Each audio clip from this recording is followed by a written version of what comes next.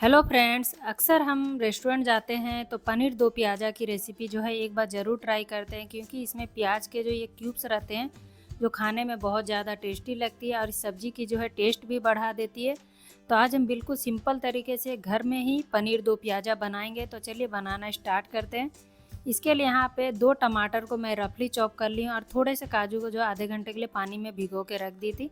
तो mixie jar में डाल देंगे, इस काजू का जो है पानी निकाल देंगे और इसे भी डाल के इसका हम पेस्ट बना लेंगे। यहाँ हम पैन में लेंगे 1 चम्मच तेल। तेल को अच्छे से चारों तरफ फैला देंगे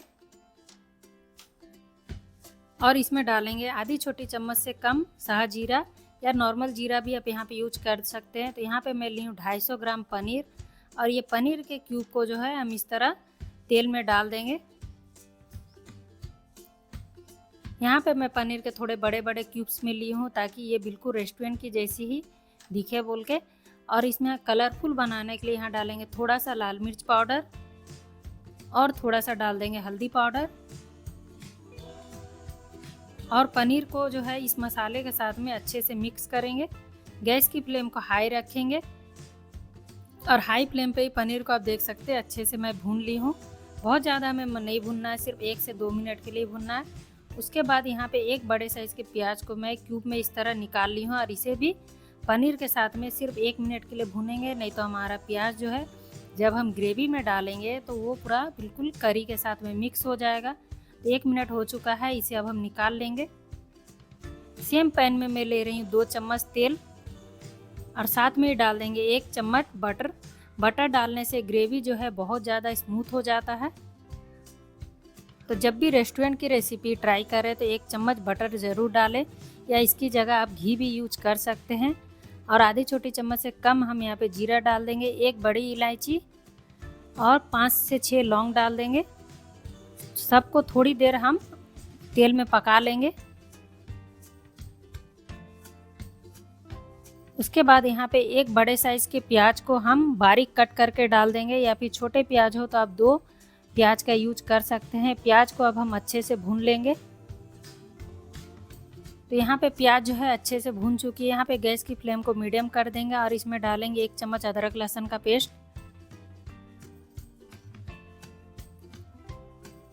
और इसे मिक्स कर लेंगे। ये घर की फ्रेश अदरक लहसुन का पेस्ट है, अगर फ्रेश ना हो तो मार्केट का यूज ना करें। इसकी जगह आप जब टमाटर को पीसे उसी समय अदरक लहसुन को भी पीस दें। गैस की फ्लेम को लो करके 1 चम्मच डालेंगे कश्मीरी लाल मिर्च पाउडर और इसे मिक्स कर लेंगे। उसके बाद टमाटर और काजू की पेस्ट को डाल देंगे और इसे मिक्स कर लेंगे।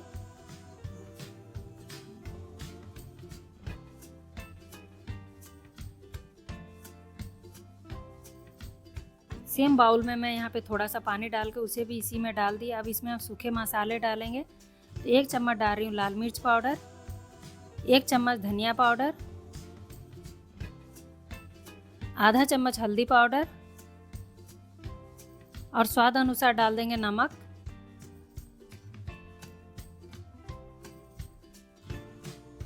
और थोड़ी सी कसूरी मेथी को हाथ से क्रश करके डाल देंगे। जब भी रेस्टोरेंट की रेसिपी बनाए तो कसूरी मेथी जो है उसमें ज़रूर डालें। और अब मसाले को जो है हम अच्छे से भून लेंगे।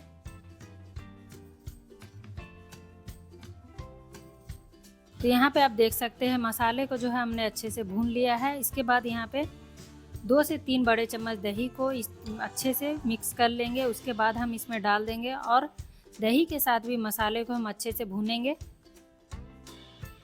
दही डालने से ग्रेवी में जो है बहुत ही अच्छा रिचनेस आ जाता है और स्मूथनेस भी आ जाता है।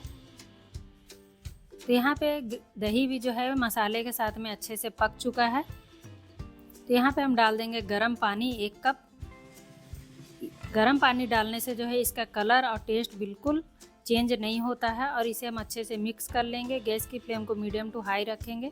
तो यहाँ पे अच्छे से उबाल आ चुका है। तो हम यहाँ पे प्याज और पनीर को एक साथ ही डाल देंगे और इसे हम मिक्स कर लेंगे। पनीर और प्याज डालने के बाद में हमें इसे बहुत देर नहीं पकाना है, सिर्फ 1 से 2 मिनट के लिए ही पकाना है। तो यहाँ डाल देंगे आधी छोटी चम्मच गरम मसाला पाउडर और इसे मिक्स कर लेंगे।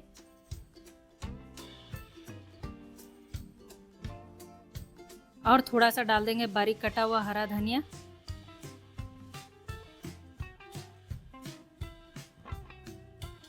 सबको मिक्स कर देंगे और इसे हम ढक के सिर्फ 2 मिनट के लिए पकाएंगे।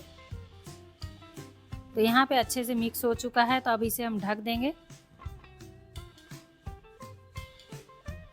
2 मिनट हो चुका है, आप देख सकते हैं इसमें कितना अच्छा कलर आ चुका है और बिल्कुल ये रेस्टोरेंट के जैसा ही दिख रहा है। और इसे कोई भी नहीं बता पाएगा कि इसे आप नॉर्मल घर के मसाले से बना के तैयार किए हैं। तो अब हम इसे बिल्कुल रेस्टोरेंट के जैसे ही सर्व कर लेते हैं। तो इसे आज मैं सर्व कर रही हूँ तवे पे बना हुआ तंदूरी रोटी के साथ में, जो मैं नॉर्मल घर के आटे से ही बना के तैयार की हूँ। तो आप भी इस रेसिपी को एक बार ज़रूर ट्राई करें। अगर तंदूरी रोटी की रेसिपी चाहिए तो कमेंट में मुझे ज़रूर बताएं, मैं ज़रूर आपके साथ में शेयर करूँगी। और ये आटे से बनाई हूँ तो ये हेल्दी भी है। तो मैं इसे एक पलट के भी दिखाती हूँ। तो फिर मिलते हैं नेक्स्ट रेसिपी में, तब तक के लिए बाय बाय।